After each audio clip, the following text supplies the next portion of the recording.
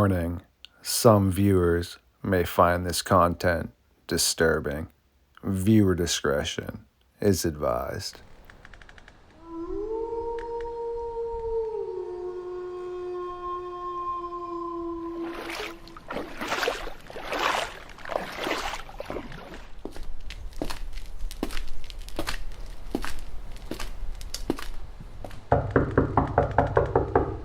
Who dares venture into the fox den and awaken me from my slumber? Cryptid warfare. Yes, Drewski, a good friend of myself, and also the cryptid huntress, Jessica Jones. This is going to be an excellent episode of Midnight Lycanthropy here on StarFox Radio. Yet please allow me to feed.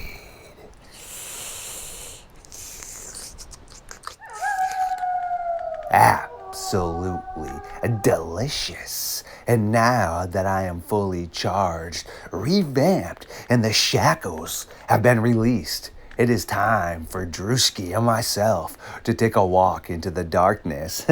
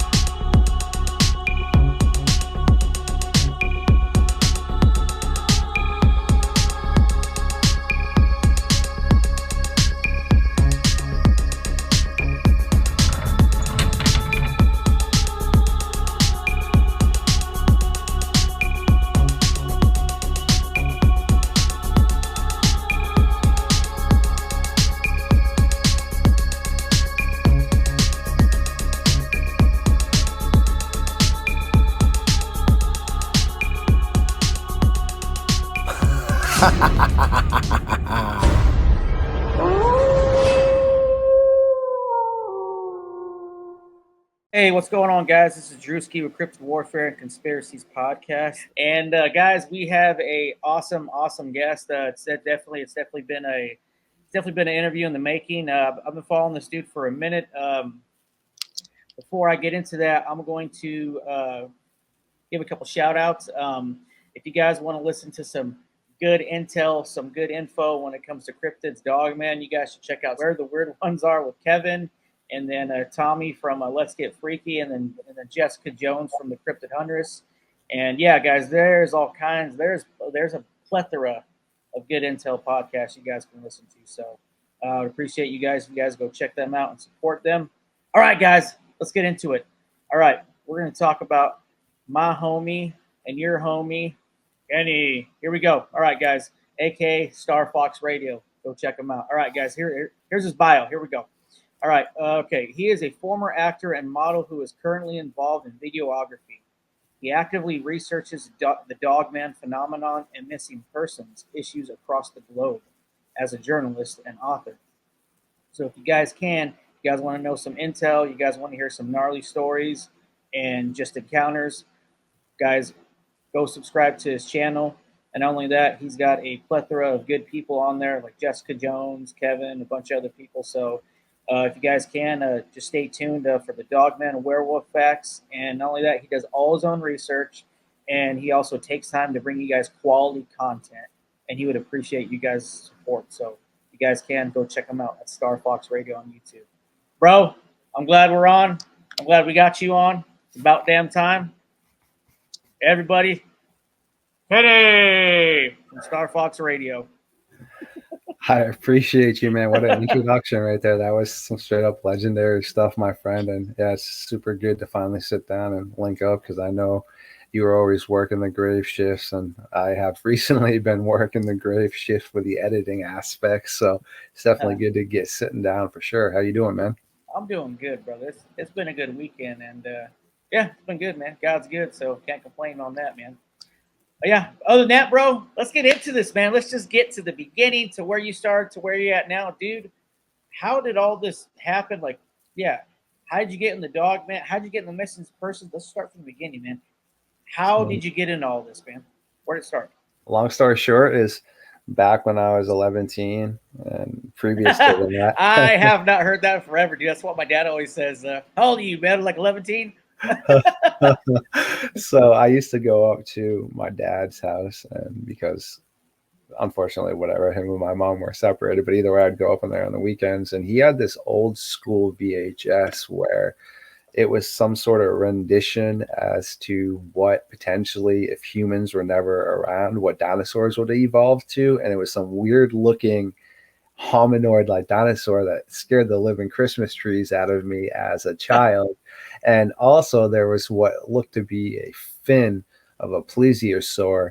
And that kind of always then sparked my interest as to what was occurring with all this. And I started going down to the library at school and just looking through like the cryptid type books that were around. And I actually had, luckily, a woman that was a family friend that was a librarian more or less down there. And I would get on the computer, which was able to slightly browse the internet. She knew what I was doing. The rest of the computers, you had like word processor and things that were 100% school oriented. We're talking about these big old school like computers that, half of the time they wouldn't work because you'd go to sit down by your favorite person and etc. And she'd be like, hey, this computer doesn't work. And you'd be like, oh, of course, that's why this seat's open. But either way, I would go in the back and, get to browse.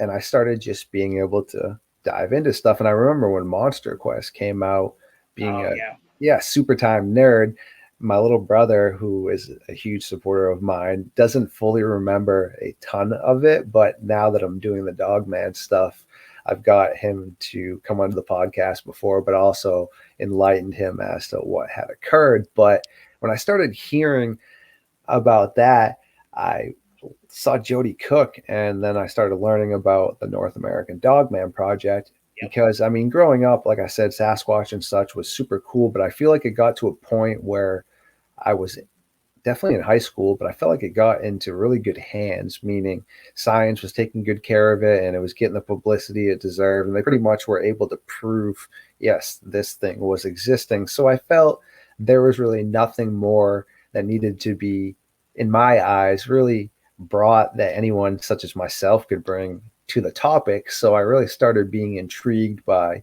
the Dogman stuff that I was hearing from like Jody.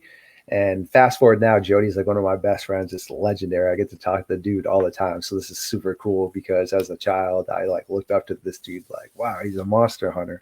But either way, I'd see him on Monster Quest. So I started, churning around the North American Dogman Project website. And then I wasn't even documenting things at this point in time. Like I said, I was just acting and doing other such things and went to school for personal training, whatever. And I always had an interest, though. I'd hear things, Michigan Dogman or anything Dogman based. And I just would find myself reading it and being intrigued by it, and ended up watching all the Monster Quest episodes based on that, and started reading, around the time that I was introduced to Jody stuff, reading Linda Godfrey stuff, all of that. Mm-hmm. And now, fast forward within the last year or so, I really started to try to put it all together into one spot. And Shane Michael Crisp, who's actually one of my best friends too, reached out to me because I always wanted to know what happened with the North American Dogman Project or what was going on. So I posted in one of their groups, just, if anyone had really heard about some of the encounters up in Maine, etc. And he responded to me with, asking if I'd be interested in joining because I had like some really good knowledge in my post. So then I ended up being able to be brought on as just a member of the North American Dogman Project. But fast forward now, I represent the state of Maine, and I also am the journalist and graphics designer and videographer for the North American Dogman Project. And I haven't had a chance to work on it in at least a month or so because I've been trying to just get all my content back up. But the book is around like 537 pages of documents ranging from 290 BC with the cynocephaly all the way up to, a few weeks ago. And I finally was able to just put it all in one spot into that PDF file where I can share it around and also finalize it at some point. But it's broken down into Europe, Northeast here, the South, etc. So all the way from around the world. Things are documented, and I literally just used to have this all in my head or written down in random spots. And I was like, man, what the heck's the point of having this type of knowledge in my head if I'm not going to present it in an aspect? So yeah, then Jody and Shane really gave me an opportunity to be a journalist, and now I've spoken to around 30 different witnesses, give or take, and been able to document their story and just try to create it into basically like mini movies and visual content. Yeah, dude, that's good stuff. And I've actually seen some of your stuff, dude. Bro, you do amazing work, man, for sure. And as far as the NADP, as far as being the state representative, dude, it's quite the honor, man. It's really cool too. Like you said, how you get to meet kind of like your, I guess kind of like your, I wouldn't say idol, but kind of like a person that you like look up to, that you're in like the same industry as he is, you know. And it's actually really cool that you actually met Jody and all that, and now you guys are like good friends now. No, thanks, man. Because it is so funny how things work like that. Because back in high school, and when I was watching Monster Quest and all these things, I've had a chance to talk to Doug Hijack as well, and Yeah. he wants to reboot Monster Quest, and he wants to bring on Jody and myself and the NADP to do the Dogman episodes and Oh such. yeah. So yeah, just all of those things I would have never in the wildest dreams as a 11-year-old think that I could just text Jody and Doug and talk to them and just, like I said, have a really good friendship with Jody. I mean, I know Doug, I've spoken to him a bunch, but Jody's like one of my best friends. I mean, I speak to him all the time. So I definitely would never have, like I said, expected that, or even to be sitting here speaking to you or collaborating with like Jessica Jones. Cause I remember seeing her stuff all the time. And I don't know, I just never, like I said, would have really put a thought to the aspect that I could, bring some sort of credence to the topic that's occurring. So now, we got a science team, we got an environmentalist, we have a geologist, we have a master tracker and survivalist. We are trying to get a spelunker to join our team. She's super knowledgeable, and also hopefully a couple of biologists and zoologists. So I'm just really trying to make it where, hey, yeah, I'm just a journalist. I understand this stuff. So when it comes to egos and scientific people, I don't have any sort of ground to stand on, more or less. I get that. So even if I'm saying things that are factual, it doesn't matter. I don't have degrees. I don't have letterings in front of my name. But guess what?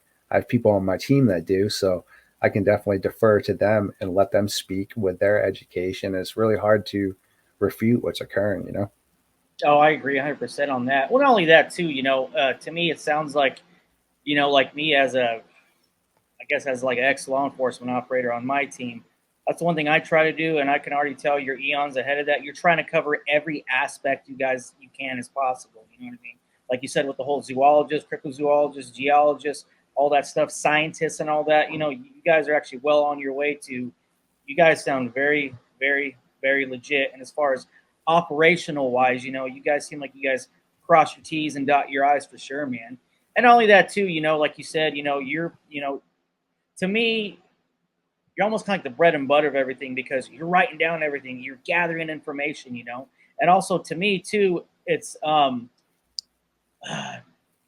sell yourself short, bro, because for one, people can have people.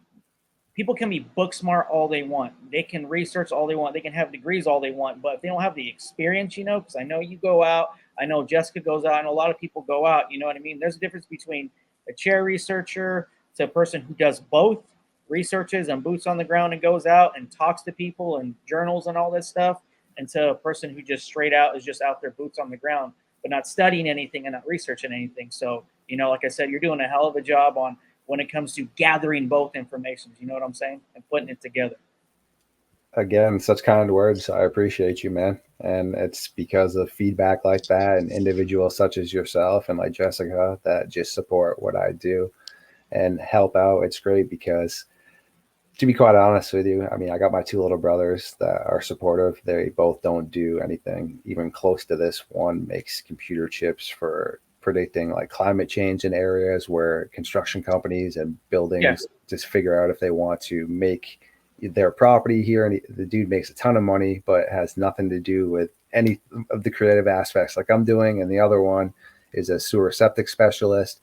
Again, super, smart, both of them, but they don't do anything along the lines of what I do. Well, they support me a ton, which is great. But the rest of my family, pretty much throughout when I was acting, modeling, etc., or what I do now with creativity, never really supported it. Like my grandfather, for example, the guy is really loaded, and he's definitely had opportunities to help me throughout life, and just doesn't really like my path, which is fine. I mean, for Christmas and my birthday, he sends me $1, right, Yeah. in a check, and then asks when I don't cash it, because obviously, what are you going to do with a $1 check? And then he'll say things like, "Oh yeah, what are you doing? You doing work yet? Or you just drawing your cartoons still?" So it's really good to definitely hear, people such as yourself, like I said, and the people that do support what I do and the kind comments and such, because I already know deep inside that I'm on like the right path. But to get that, no one as people, we really shouldn't need reassurance, but it is. We're all still human beings. So when you hear quality reassurance, it helps you as yourself push forward and be like, hey, man, these 5 a.m.s it's actually worth it, to see that people think what you're doing is great. So, Yeah, I agree, man. Well, not only that, too, if you ask Jessica, like, I always go back to like the biblical theology on it. Like, God created us to be social beings, not very isolated, but you know, there are people out there who get you, who do agree with what you're doing, and just as myself too, with diving into cryptids and the paranormal and spiritual warfare and stuff like that. It is good to have people knowing that they have your back. You know what I'm saying? That they agree with you, that you're not crazy and you're not the only one in this. You know what I'm saying? So it it helps out a lot, dude. It really does. Even though some people don't think it does, in reality, it does, man. It really does. Knowing that people have your back for sure, man, and they agree with you. again, such great words, and I couldn't reiterate it better. Yes, I mean, so you would like to think, for example, my grandfather would think highly of what I'm doing, and sure, I'm like, what the heck? But then when I get texts from like Jody and stuff being like, hey, I appreciate everything you've done for the North American Dogman project and what you do, man, it makes it all like almost okay right there, because, like I said, someone that I look up to so highly respects me back just as highly. And yeah, positive energy and positive vibes and just being around people that support what you do is really what I try to do, man. Because I'm so busy trying to get like caught up with my content and such, but I always have time to support the people that come on and host on my show and help me and such. So even though, for example, I might be working on something and I can't fully tune into the full conversation of what Jessica's talking about because I might be editing audio on my phone, I'll still have her video up in the background to still help her with her views and such. And yeah, like when I do have free time to listen and tune in, I try to make sure that I invest that into people that give it back to you. Just meaning, like, for example, there's a ton of content creators out there. I never like to bash anybody, but there's a ton out there that I used to really look up to, and watch all their stuff like all the time. Like, these guys are super awesome, telling great stuff. And I got invited to a few of their discords, and they were some of the bigger ones, but they never seemed to ever have time to listen to if when I would ask if they would ever collaborate or come talk to me or anything, or it was always about them and you couldn't post any of your own stuff. And I just started to ask myself, well, why should I invest my valuable time into them when they can't even take a second to invest anything back into what I'm trying to do? So I just really understood the people that support what I do and just really tried to, like I said, make sure when I do have free time, instead of watching people that could care less about what I'm doing, why am I giving them views and such when I can give it to other people that are actually going to help me out back? Oh, agree, man. 100% agreed on that. And yeah, like I said, dude, I was actually in the same boat, man. Like, I would listen to these people. I'm like, man, these guys are awesome. And then, like you said, you try to write a comment or you have a question, you need them to get back to you, and then it'd be months or a year or If two you're lucky. years, if you're lucky. Yeah, and it's like, you know what, dude, I'm really not gonna hold my breath on this. So, and that's one thing as a podcast creator and also a more like my bread and butter is cryptid hunting, but I do take people's emails and messages seriously because honestly, dude, without these people, man, like we really couldn't be doing on like what we're doing. You know what I'm saying? that people don't listen, you know? 100%. And again, like you said, I think it's important on every aspect. And I encourage people to keep an open mind to that. It's important to have people that can do all different ranges, meaning our tracker and Nooksy and Brother Nature. Guy has spent his whole life out in the wilderness. So he is so smart with all that. Okay. He can look at tracks that and just really tell you what's going on through, say, an animal attack as well, and just blow your mind. But the problem is, right, he's not technologically advanced. Okay, I had to help him just to log into Facebook to post his content or to get onto Skype to have our conversation. Okay, so moral of that story is, what would all his great knowledge out in the wild and all this be if he didn't know how to be able to get it out to other people, which is where I come into play as a journalist and someone that is really good with technology and such, because yeah, he's out there all the time, but he can't put things together like I can. So wait a second, let me help you put your things together. And this is how you get it out there. And that's what I mean. A lot of people have like these egos where, oh, if you're not boots on the ground, then get out of here, etc. Which I don't even like using terms like that, or hands on, whatever, Yeah. man. But yeah, I get that. But it's important. Just because somebody doesn't get out there all the time, sure, I'm not out there even close to as much as you and Jessica and others. But man, I filtered through so much history and so many encounters and witnesses throughout my head, and also speaking to them. So that's just as important as somebody in my eyes that's out there trudging along all the time, because I mean, I'm getting to speak to people from Finland, India, from all across like the globe as well. And if I wasn't documenting this and putting it into a collection where everyone's going to be able to see it, we can ping it, then what's the point of all that? Because think of how many times in the past in small groups when technology wasn't a thing, that encounters have just become whispers in the wind, meaning no one documented it outside of family groups that are now unfortunately deceased, or small communities, etc. So yeah, if people like Alexander the Great and Herodotus didn't document the cynocephali, then I wouldn't even know what that word was to document it now myself and speak to you. Oh yeah, man, I agree 100%. And what's cool is that all these people are like compartmentalized. I kind of look at it as like a body, right? Some people are the head, some people are the left hand, the right hand, the arm. Everybody works in a condensate, like, you know, almost kind of like a watch. You know, if one thing's off, it doesn't work together. And that's what, yeah. And I agree. Like, we all need each other. It doesn't matter if someone's out there as a field research and that's all he does. You know, he needs this. He needs that person who is a chair researcher as well. You know, to collaborate, because if not, something's going to be off. You know, like you said, like your buddy who's a professional tracker. You know, all that knowledge he has, he can't, as we say in the teams, he can't. He actually can't knowledge transfer anything over.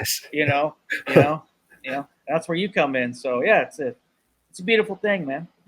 I fully agree, and well stated again. And I just think in general, people, not even in this field, but in life, have egos. And I know in my past, I've been there before as well, which is a big reason why, I got away from the acting and modeling thing and really tried to change like who I was and figure out what I wanted to be and what I wanted to stand for, etc. So yeah, people, I think, should just really always welcome change and welcome quality outside information, and not be so narcissistic and so egotistical thinking that we all know everything, because there's always people that have quality information, and there's always people that are more intellectual, and I strive to try to find those people because I like to learn, and I encourage people to correct me if I'm incorrect with data, and I encourage people to come to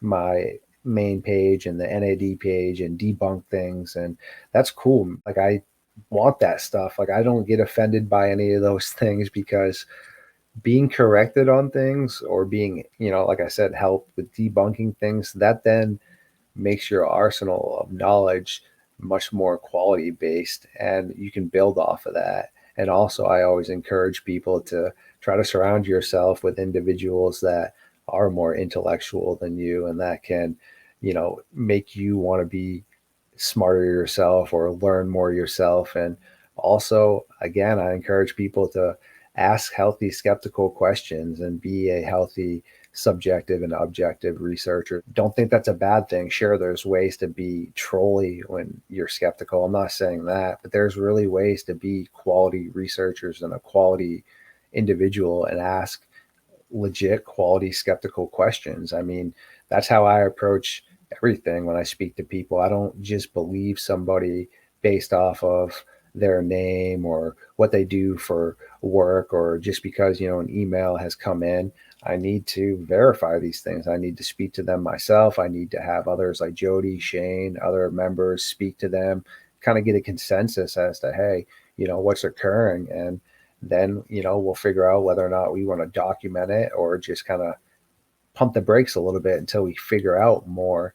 And a lot of people get upset with that, saying, oh, well, why don't you have more of this, or why don't you have more of that? Because the bottom line is, I'm not going to post things that aren't verified. Okay. I'm not just going to sit here and post TikToks all day and do reactions about, people in costumes and, being like furries. I'm not going to do those things. I'm going to only post something that's been verified, or somebody that I feel is trustworthy in my eyes, to give them a platform to speak about what's occurred to them. And I just think people should be okay with that and not think that just because, hey, I'm a former so and so, that I don't have to answer any skeptical questions. Everyone should just believe my encounter. And it really shouldn't be like that, because the person down the street that is flipping burgers could be just as credible as somebody else. But because some people are entitled, they think that their entitlement allows them to just dictate the narrative.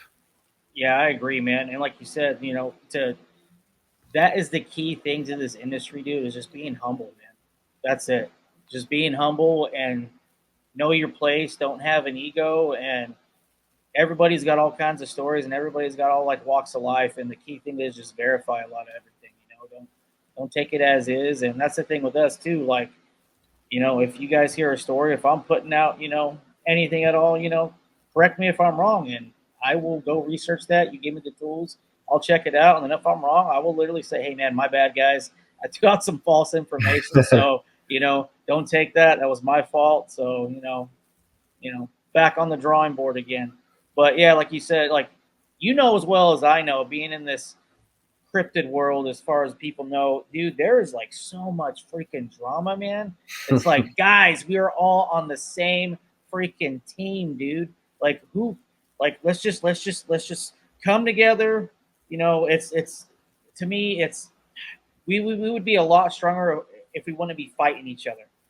You know, Well, that's just me. no, well stated. And again, that's why the Sasquatch field was able to advance itself, because they didn't really act as dramatic as a lot of other aspects that are occurring. And also, again, I'll give you an example that I like to use with paleontologists. I mean, sure, obviously every individual, as people, have egos. Ego is a part of a human being. Okay, everyone has an ego. All right, it's how do you control your ego? Okay, do you let it affect you and your decisions, or do you keep it in line just like everybody else that does? Well, paleontologists, same thing, no different, but they're out researching bones. Well, there was a point in time where there was a supposed subspecies that some thought called the Nanotyrannosaurus, while others thought it was a juvenile Tyrannosaurus. Okay, so for a while this debate went going on as to, well, no, and the other side was like, yes. Well, they kept just figuring out, finding more skeletons, and then recently they found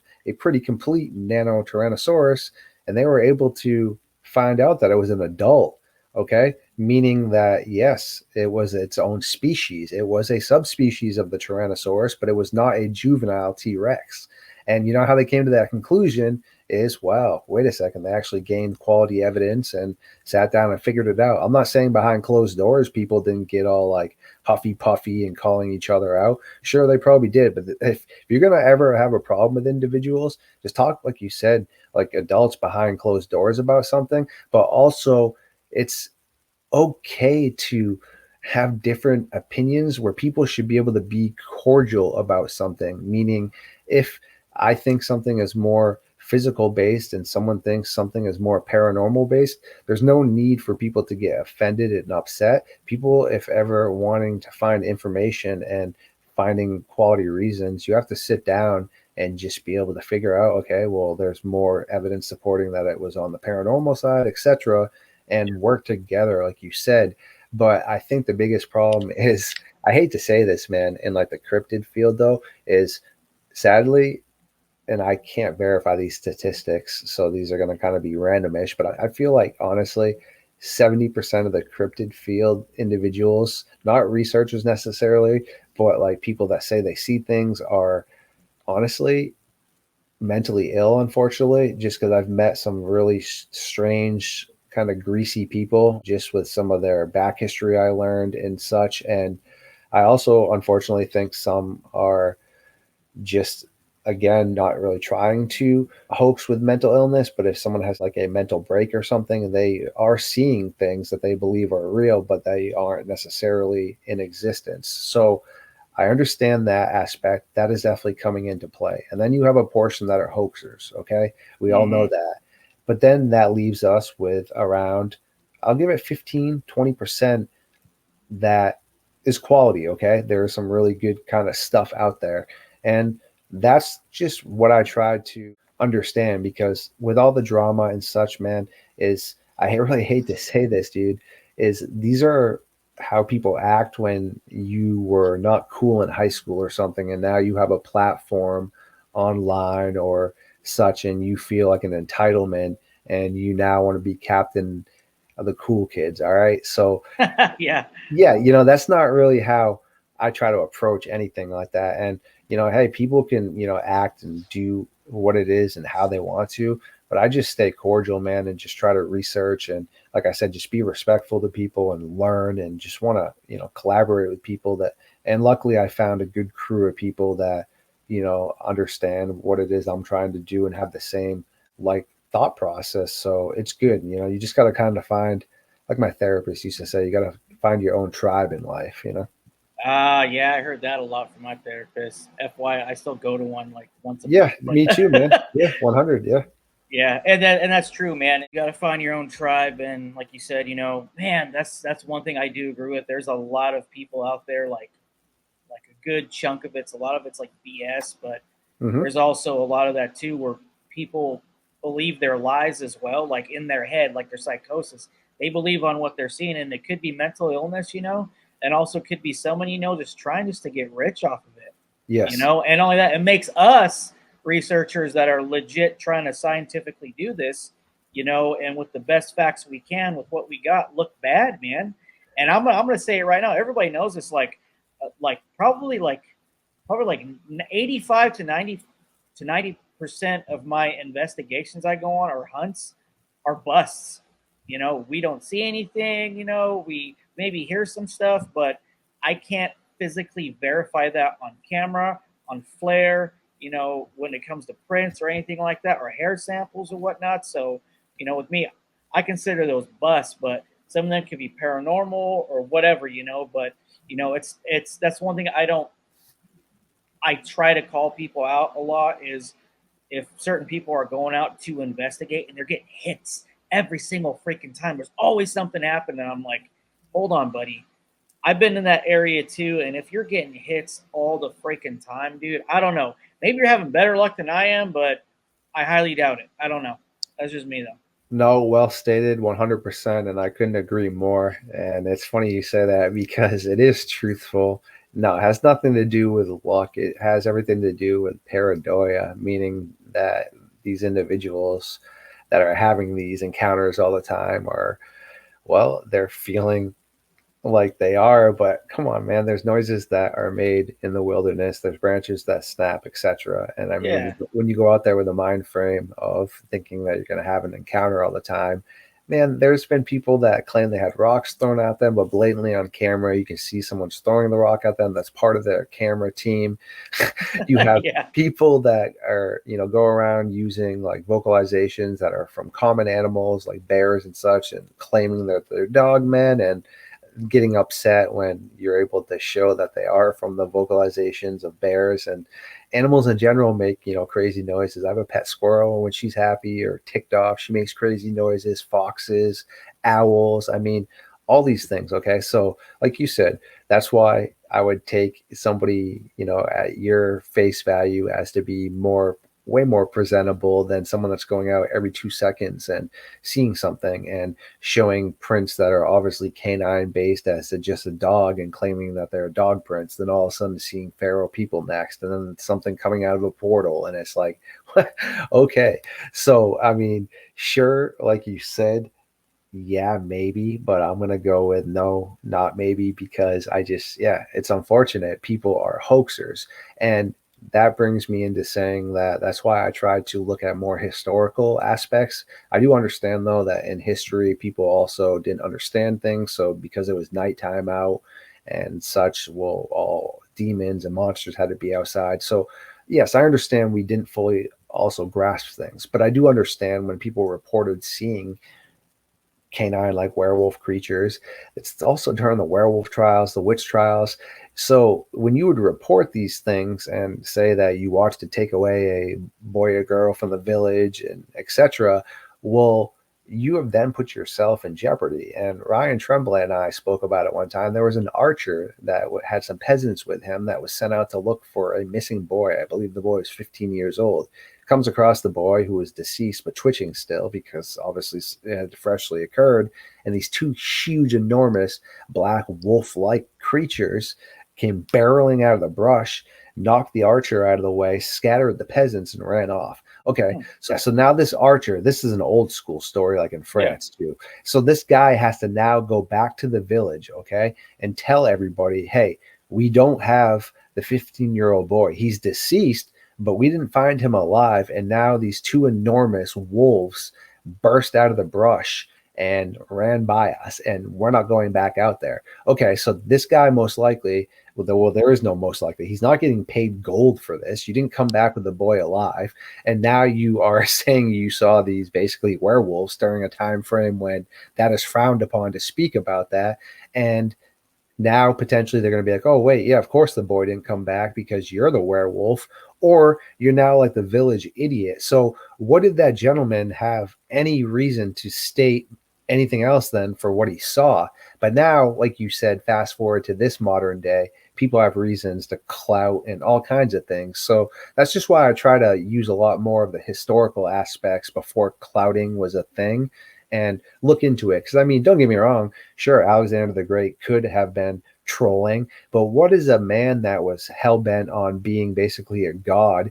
Why would he have even wasted his breath to speak about the cynocephali to Herodotus? Why would he have made up some story about fighting with and against dog people? Sure, he could have. I'm not saying Alexander the Great couldn't have been a liar, but wait a second. Now you have other reports and other cultures speaking of the cynocephali. Yep. So wait, are they all lying and trolling now? So that's when it comes into play of just trying to, like I said, logically, but then objectively looking at it until you're able to be like, well, wait a second. Sure, a couple of them could have been trolling or lying, but not all of them. Yeah, I agree. Not only that, with Alexander the Great, he had nothing to gain from it, dude, because he already had the whole world in his hands already, the palm of his hands at the time. So he said, these certain people really don't have anything to gain with that. Just like that archer, he's basically just telling it. He's basically just telling it on how he's seen it, man. And just let the chips fall where they may. You know what I'm saying? Exactly. Like I said, I try to look at those type of reports, and I really try to approach it. I'm a huge fan of Les Stroud, and I'm actually supposed to potentially get a chance to speak with him at some point in the future. Oh, Les Stroud. Yeah, yes. I love watching this stuff. He's good stuff. Me too. And even before I saw his Sasquatch stuff, I really love how he approaches Survivor, man. Love that show. Yes. Excellent. But I really love how he approaches Expedition Bigfoot, because I tried to mold myself basically of the way I approach Dogman off of that, meaning he has an open mind and such, but same thing. He doesn't just dive into believing everything, meaning when he was out there with people, he asked them questions. Well, why would this be up there? Why is this going on? Or one point in time, he saw the busted branches and he was like, oh, these are strange. They're high up. But then he realizes, hey, this is an old logging road. And wait a second, it looks most likely like a truck probably lost control for a second in the mud here, swerved, busted out these branches high up as he regained or she regained control and drove off. Okay. So like he is such a healthy skeptic though, in regards of not closing off his mind towards things, but he understands that not every noise in the forest, is something involving paranormal based, but he's found some interesting stuff and spoken to some things now that he had a chance to be educated about the Sasquatch topic that really have him scratching his head. Yeah. And I agree with that, man. That is one thing, is trying to be a very healthy skeptic. And that's one thing that me and the guys try to do whenever we go on hunts or investigations, or we get people calling us out there like, hey, we're having problems. Like, okay, cool. I don't go from 0 to 100. I try to dissect it a little bit at a time, hey, you could be having a coyote problem or whatever, I don't, like you said, certain people shouldn't just go from 0 to 100 and just be locked in on that, because if you are, and how the way I look at it is, if you want to see something, You're gonna see it. you're gonna see it. That's all there is to it. Ain't no ifs, ands, or buts, about it. Sometimes you gotta just step back and just see the forest from the trees, and just be a good, healthy investigator and a good, healthy skeptic. Just have your eyes open, but try to disprove it. But if it ain't making sense, okay, you know what, guys, we actually Might have something we here. actually might have something here. No, 100%, man. And again, well spoken. It just happens so much in so many of these groups where you just see people posting these images of these tracks supposedly in the snow, but it's like snow, sand, or things that are wet that contrast. Like that's not quality, really capabilities to judge the characteristics of what left a track. I mean, because it looks like a large canine human track in the snow, that has nothing to do with relevance, because who knows what it actually looked like. You're looking at it when snow has started to melt away for a few days, and also in the sand at the beach or something where water comes in, or near a lake, it's going to look larger, it's going to contrast. But now when you find tracks in volcanic areas or hard surfaces, when something has to be girthy now to actually install that track, okay, that's some good stuff. But yeah, when you go out with the mind frame of always assuming that's going to occur, of course you're going to see things. And like I said, man, I've never had any sort of paranormal aspects. I've never seen anything cryptid based. I've never seen paranormal stuff, UFOs, any of that. All I know is that people from 290 BC all the way up to last week when I was speaking to somebody are seeing things. And I know that there are ancestral animals that fit into the category of, to a lot of people's sightings, as well as animals that still could be existing. And there's just a lot going into it. And like I said, obviously some people are hoaxing, some people are delusional, but then you get into the people that really know what it is that they're seeing, and that actually have trained eyes. And there's definitely something occurring. I can give you 3 facts right now. Okay. There are 3 facts that people are missing in national parks. Okay. That's a fact. Yep. People are going missing their cave systems. That's a fact. Okay. And there is unknown reports and sightings of whether it's Dogman or Bigfoot that are occurring across the United States and globe. Those are 3 facts right there that people can't refute. Yeah, I agree with that. And to back you up on that too, one of the guys I actually run a security team with, he is a part of the Tennessee wildlife. He's basically like a game warden, right? And he's been doing this for years. And I've actually asked him that question too, man, because I've actually researched a little bit on the missing 411 and stuff too. And being prior law enforcement, I was like, hey, man, I got a question for you. Is it true and is it legit that, of course, there's all kinds of people missing in all these state parks? He goes, yeah. I go, okay, so what's the deal with that? Like, what's your thought process? Like what are like your training matrices on that? And he's like, well, all I can tell you is that, for one, people are missing in the state parks here in Tennessee. Sometimes we can find them, and a lot of times we can't. And he said, he's like, to be honest with you, he's like, I've actually ran and heard into some things that, as like an animal biologist, like it freaks me out, man. And also, too, agencies come to our headquarters, they grab the list, and we start from scratch, zero every year. So we got to start over again. So yeah, he's like, there's something off about it for sure. With these missing people and stuff. He's like, I don't believe, like, I believe half the time they're getting lost. The other half, he's like, I don't know, man. Like something's taking them. They're vanishing. He's like, I don't know, but something's off. So I was like, oh, okay. Cheers to that. Got it. No, 100%. That's well stated again, because that's what I try to encourage to people, is that there are reasonings, and people that are going missing, there's a ton of different things that are occurring from that. It's not just, cryptids and such. People are having, misfortunes, natural predations, but then get to some of the cases, like you were saying, where it's really head scratching. And I am going to be pretty bold here. There are never any guarantees in life, and only a fool is positive. Yet I'm pretty optimistic, and so is our environmentalist, our geologist, and the spelunker that has sent me a ton of stuff, that these people that are going missing in the national forest, at least half of them have to be somewhere in the cave systems, meaning they're not necessarily, I'm not saying they're still existing. I'm just saying you would find their backpacks in there somewhere, or shoes or accessories, meaning it really all depends on how or what was taking them. So for a second, yeah, this is not real. But in like the Descent, for example, they had no reason to take electronics or anything. So all those people that had gone missing over the years in the cave, it was all piled up in that one area deep down in the cave system. Well, we know less about the caves than we do with outer space and the oceans. Okay. So we don't go deep enough in there to really find things, because we don't know. I think our spelunker said only 10% of the cave systems attached to the outside, and the rest are just subterranean.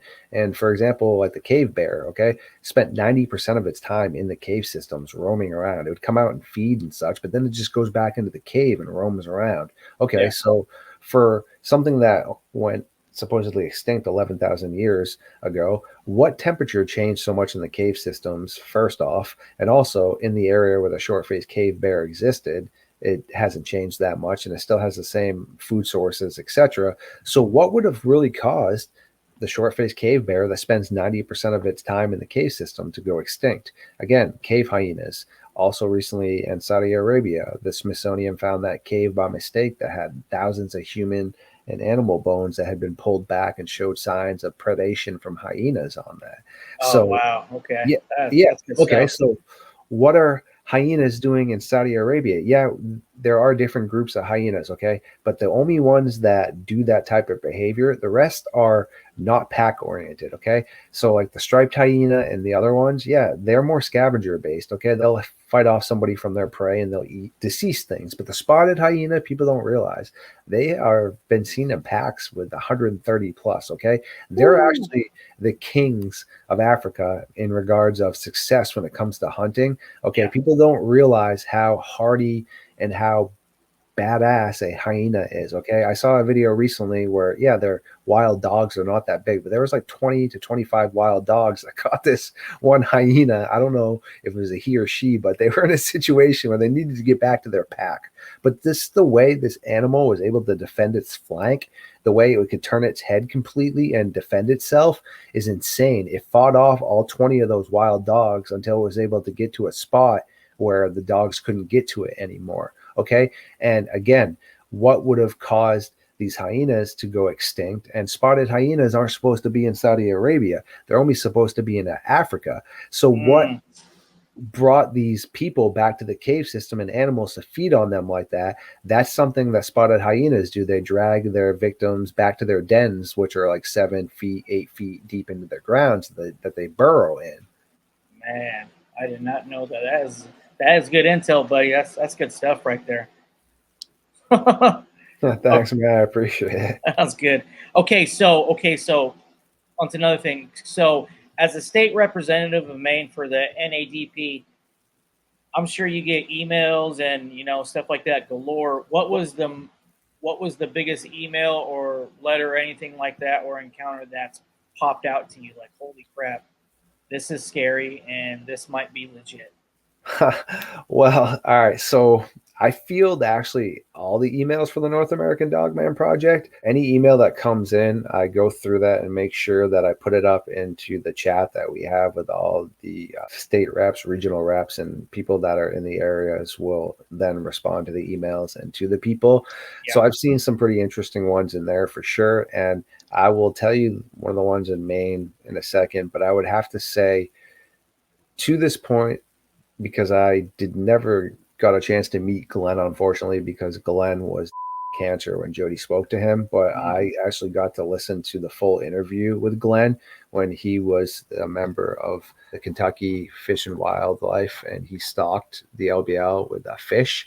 And he actually, in my eyes, has the most credible encounter from the LBL, because I used to think that the massacre did potentially occur 80-20, give or take, but now I'm back to the other way, where I think 80% it didn't happen, 20% that potentially it did happen, because I don't know, that's just almost like become like a creepypasta. But with the Glenn case, we were able to verify he did work for the Kentucky Fish and Game by the paycheck stubs that he had, because there were specific numbers that when you work for, entities like that you can't prefabricate. He was also cancer. It was like his bed confession, and he basically said that now at this point in time they can't do anything else to him, but after it had occurred, that he never saw any reports of it, and also got a visit basically stating from people to say don't talk about it. So he got the understanding that, well, I can't be losing my pension and etc. with my family. So he just never really talked about it until, like I said, he was on his bed. But what occurred is he was out fishing early in the morning and came across a young couple, and they came running out of their tent because they obviously heard his boat coming by, and he then saw behind them at this point in time, what he didn't realize really what it was, but a large shadowy looking figure. So he started trying to yell and point behind them, and they were just waving because they thought he was saying hello to them, and he is yelling louder now. And then at this point in time, he sees what looks like an enormous hyena-like creature coming out from the area of what he saw the shadow at first. And then now he's screaming at the top of his lungs, and they're still waving at him. And then boom, it hits them.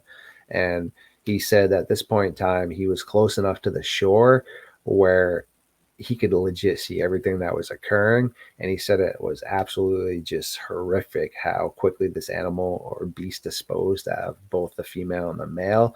And he said that at this point in time, he now felt in danger because he was too close, because he was coming in. So he retreated and went off. And like I said, to me, because of the fact of everything we were able to verify from that, sure, we weren't there during the encounter and such, but we were able to verify everyone that he did work for and what he did do there with stalking the fish and such. So when people want to talk about the LBL, I really encourage them to use Glenn's testimony as something to really stand on, not the LBL supposed massacre. Yeah. Okay. Yeah, that's man. Yeah, because I've heard some off things about the LBL massacre, and talking to prior law enforcement and stuff exactly like that about that. And like you said, I was kind of on the fence about that. And with JJ, she told me she has I guess an ace in the hole that actually lives up there, and he said a lot of that stuff that people come out with is total BS. Yes. Jody makes such a great point too, because Jody was like you, former law enforcement, and he's also former military. But the region where that massacre would have happened, that district was a small town, meaning just like here, okay, in Gorham, for example, where I am, if there was something large that happened, you'd have Scarborough medics coming in, you would have volunteer firefighters coming in from all these different areas, okay? So while this would be occurring, there's no way to ever pinpoint down the exact people that would have been involved in this, because it was a small community. So you would have had first responders coming in from different areas, you would have had volunteer responders, all these different people from different counties. So like I said, I'm in here in Gorham, but that you'd have people from Saco, you'd have people from Buxton, Standish, Scarborough, all those different areas, okay? But they're all in the vicinity as to what's occurring, but some might have quicker access than to be able to get to the scene, etc. So yeah, there's really no way that's ever going to be verified. And just with outrageous, wild claims. It's just my opinion, but I think it's the weakest flex in the Dogman game. It's almost like a Comic Con kind of gathering now where people just go down there to tell creepy pastas and man, like dress up as like the Wolfman or something. So when it comes to out of all the encounters I've heard, I would say the LBL one, but when it comes to the ones up in Maine, there's a couple, but if I had to really, because I never got a chance myself to talk to the Martins. I was able to go up near the area, but unfortunately, I could not get a hold of the new owners of the Martin family to see if any sort of new activity had occurred. And as far as I know, the Martins don't want to talk about it anymore because they talked about it on the Paranormal Witness and it was documented. But as far as I know, I've never heard them on any other podcasts or I've never heard them speaking about it again, which means they obviously don't want to talk about it. I was unable to get a hold of them. And just in general, you don't really want to go up on people's property. Pretty similar to where you're at, man, up here in Maine, bro. You don't just walk up onto people's property to knock on doors, man. I mean, you'd like to think people aren't just going to blast you, dude, but you just really never know. So I never got a chance because, like I said, the new owners never responded to me. So I didn't want to just go knock on their door. But I do know where the Martin or the new farmhouse or whatever you want to call it is. I've seen it. But like I said, I just couldn't go onto the property. I was able to, be on the road that connects to everything. So it's definitely a very interesting area. The most intriguing one would probably be there was a kid last summer that came up and he was with a survivalist group from Massachusetts. And this was up near like Sugarloaf area. And they were pretty deep into the forest. And in the middle of the night, he got up to go to the bathroom and he claimed something large and smelled like a dog grabbed him and it was pitch black and he was screaming for help. And his instructors and everybody else came out and could see something and hear something smashing through the forest. And they were trying to shine their lights and they ended up finding him the next day. One of the wardens, I believe, was around a mile, maybe a mile and a half away from the original abduction site. And yeah, he was okay, but I got a chance to speak to him and some of the other people involved and seems like a pretty reliable kid. And his parents actually were super ticked off that he was trying to put that story out there, that narrative, and he got grounded. And his parents actually, when I did want to speak to them because they were there, they were definitely, how do I word this, pretty standoffish in regards of, oh, are you going to believe this werewolf jibber jabbish too? And I was like, well, not necessarily, but I do find it interesting as to, what's occurring. So I don't believe necessarily in werewolves, no, but I was wondering if we could, just speak about potentially what had occurred. So yeah, they really seem to think this kid was just like hoaxing it all. But the real question is, why did these other people there hear something large smashing through the forest? Sure, he could have been running through the forest by himself in the dark, but wouldn't you poke your eye out with a branch or something like that? I don't know. That just seems to be pretty kind of far-fetched. And then how would you have gotten in the pitch black a mile and a half away from your campsite? And why would you have come up with something when your parents just grounded you for the rest of the summer? I don't know. It just seems pretty interesting. Yeah, for me, from what I'm gathering on that, for one, I've hunted for years and then tracking guys and stuff like that. There's a big difference between something weighing over 500 pounds running through the woods and then some standard kid running through the woods. Like the decibels, the difference of smashing of trees, branches, totally different. And not only that, it kind of makes me think too, if an agency went to the parents and told them like, hey, you better shut your kid up or else, basically on like making threats and whatnot. But who knows, man? Who knows? That's really interesting that you said that. I didn't even really think that. That could definitely explain potentially why they were standoffish. They weren't mean by any means to me, but they were definitely very sarcastic in regards of anything along the lines of Dogman. Like they had no idea about any of that. They were a pretty wealthy family. I don't know. I don't know their history, but they don't seem like people that watch Monster Quest or anything along the lines of that. Like his parents did not seem to have any inclination of interest into that. So no, that was definitely a really mind-blowing, case to get a chance to speak to somebody about for sure, man. Oh, dude, that's a good one for sure. And I guarantee if it is legit, thank God that kid's okay, but yeah, man, that's definitely one more actually before I forget, man. Yeah, go ahead. There was in Lisbon recently, and I think it was like 2022. A mother, her husband, and their little girl were walking their Great Dane near this old trail that leads to an ice cream shop, and it's a pretty forested area. The trail is, it's like an old paper mill, and they were attacked by something. And I talked to the family as well. The daughter is super traumatized still to this day, but they claim some sort of jet black canine like creature tried to pull her off into the woods. The father was walking the Great Dane. The Great Dane spooked, ran in the other direction, yanked him in the other direction. He stumbled. The mother starts obviously grabbing the little girl. The creature then turns its attention towards her, took a large chunk off of two of her fingers, one of them like right down to the knuckle, just removed it. So the father ends up like finally coming over and able to wrestle this thing off too. This thing is still trying to pull the girl away until another group of people that's walking the trail comes down, and then this thing just runs off. Again, I wasn't there, but I can verify that they went to the Lewiston hospital to get treatment for what it is that occurred to them. I can verify the wounds that occurred to the woman. I can verify the shots for rabies, etc., even though they didn't have that. I can verify all that. I can verify the little girl's trauma. And again, what would have caused that? I mean, even the people at the hospital were saying it was definitely some sort of animal that did that to her. Yeah, for sure, dude. That is, yeah, wow. Not only that, too. I'm sure on like the report, did they say that it was basically an animal? Yeah, so they were definitely pretty sure that it was not a human attack by the bite marks on it. They said it looked like a predatory animal that had bitten into her and such, and local officials were pretty optimistic with the aspect of how the animal acted and such, that obviously something predatory frightened them. Chizo. Yeah, that's I don't know. To me, that's I don't know why. Yeah, that one. Those two were good ones, man.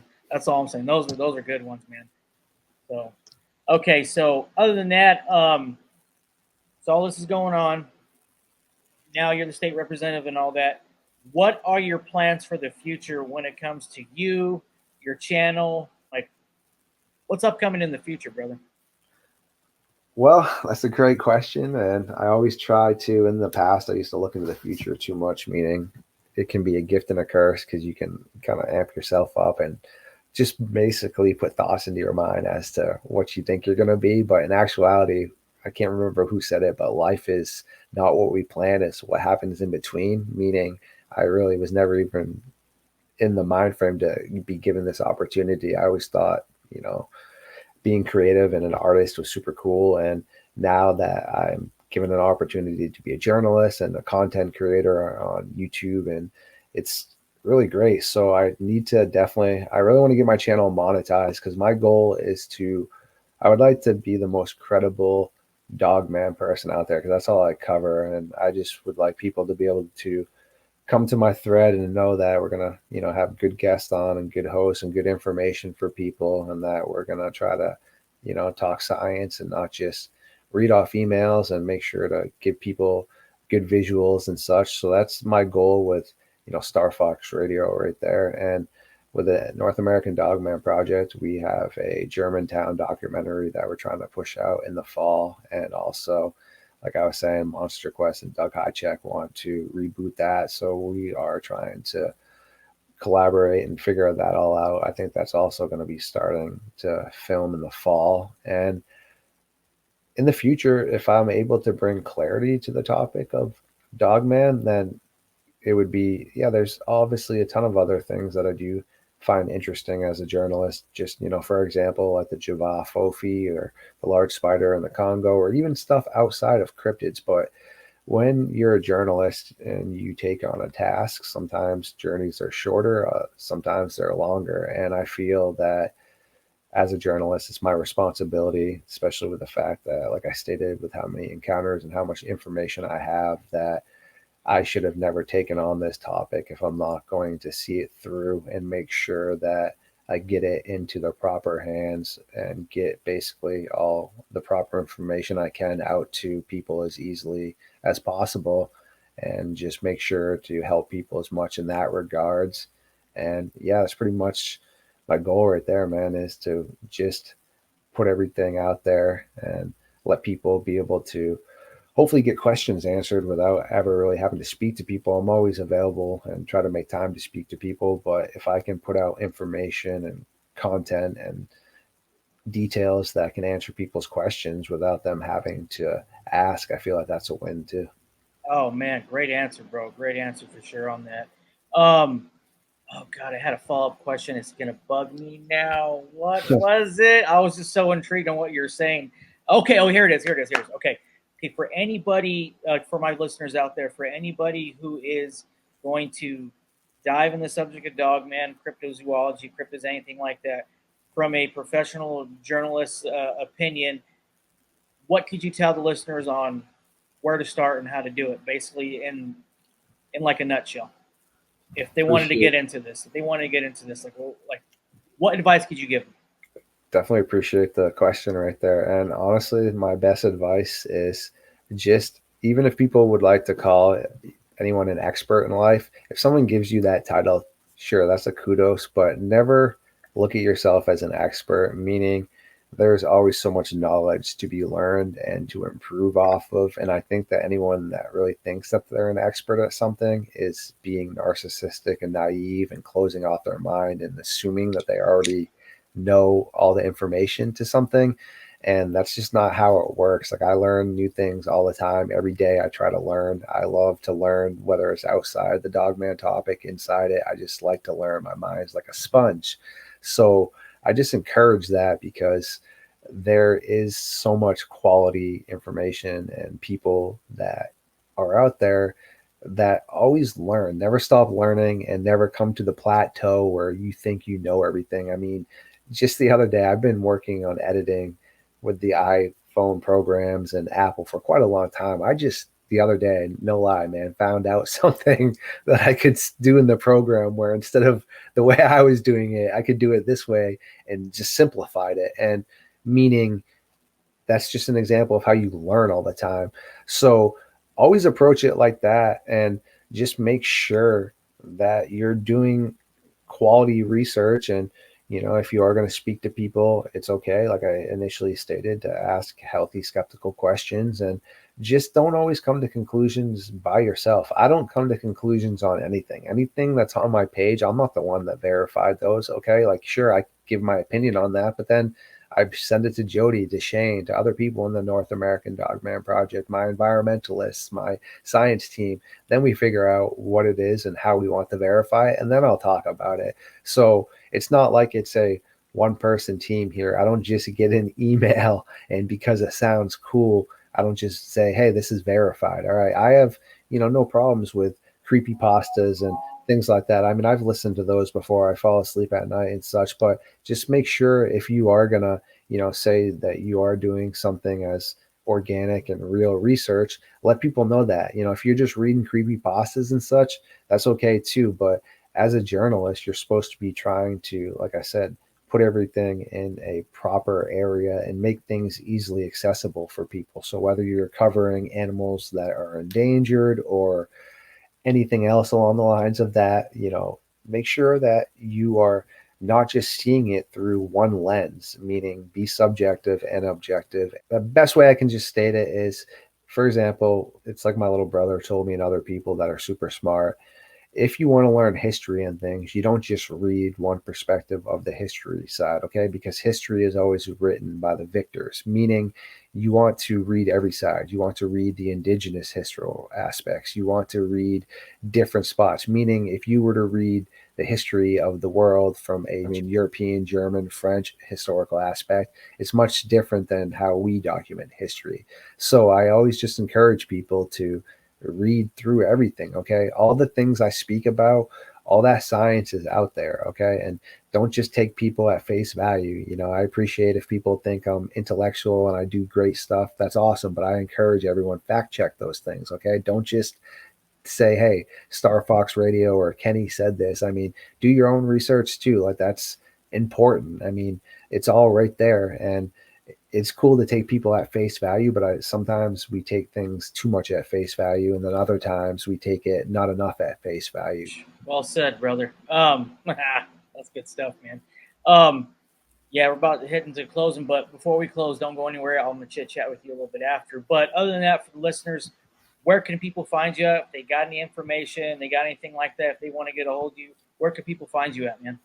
Yeah, definitely. So in my YouTube is the best way. That's where I'm literally the most active right now. And all my links up into everything, like to my Facebook group, the 207 main group, and things like that are all up in there. So if people want to check out the stuff, I cannot post a lot of things that we speak about on my podcast on YouTube because I try to keep my channel PG-13, but things that are unable to be posted on there for images are all up on the website, which you can find in the description of my page as well. And also, like I said, on the 207 Dogman page where people can see some of the strange animal attacks and such. I mean, I can show like strange claw marks and some of the strange images, but when it comes to actually some of the attacks that have been done on animals and such, you definitely need to see that outside of YouTube because then they would not be very happy with me on that aspect. But yeah, I recently, long story short, had to do a little rebrand. My handle itself, my company name is StarFox Media, but my channel, as we do the podcast, is just StarFox_radio, and it's called Midnight Lycanthropy. I have everything broken down into playlist. I just don't know fully if the algorithm, since I changed my name to StarFox Radio, has fully recognized that yet. But you should have my link too. So but I mean, it's pretty easy. It's just all lowercase StarFox_radio, and if not, media, because that's what it used to be. So. Right on, man. Yeah, like I said, after the channel, whenever you can, just message me like your link tree, all your information, and then I'll put it in the show notes. That way, people, when they listen to this episode, they can scroll down and they can find you. So, Yeah, I appreciate you. I'll send you my thing right now, man.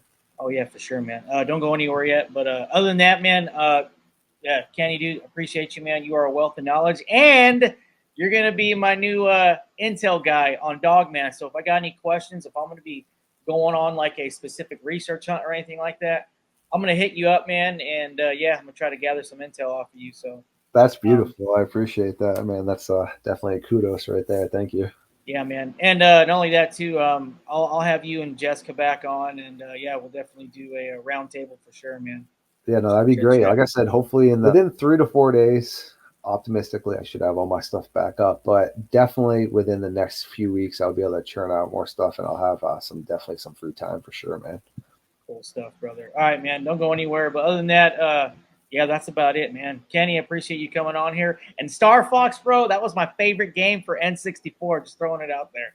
That's so funny, man. That's awesome. Yeah, like I definitely did play a little bit of that, but long story short, I'm a super nerd, man. And just growing up, I used to watch animes, and I can't remember the name of it with my little brothers, but there was like some foxes that were from like outer space that had all these cool colors on their tails that were called star foxes. So yeah, I just kind of figured, it was like a cool hook. I'm not even sure how people started calling me that, man, but it just stuck with me. So hey, that's right, man. Hey, nicknames ain't choosing, bro. They're given.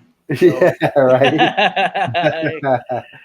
Right on, brother. All right, I appreciate you, man. Like I said, thanks for coming on, man. So don't go anywhere yet. Don't go anywhere yet. We'll chat a little bit after. But other than that, guys, that about wraps it up. If you guys want to get a hold of Kenny, check him out in the show notes. I'll put his link up there. If you guys got any questions, hit him up. And remember, guys, question everything and go support his radio show, our Star Fox Radio, and also YouTube as well. Like I said, I'll put that up in the show notes, guys. So hope you guys have a blessed week. And remember, guys, we ain't just wrestling against flesh and blood, but against principalities and rulers of this age. So, all right, guys, be safe out there. Have a blessed week. You guys got any encounters or anything, shoot me up in Instagram, or if not, write me in Gmail, scriptedwarfare@gmail.com. Thank you for everyone who once again stopped by tonight for this episode of Midnight Lycanthropy here on Star Fox Radio. If you do enjoy my content, please like, subscribe, and share it. Feed the algorithm, and I will catch you very soon.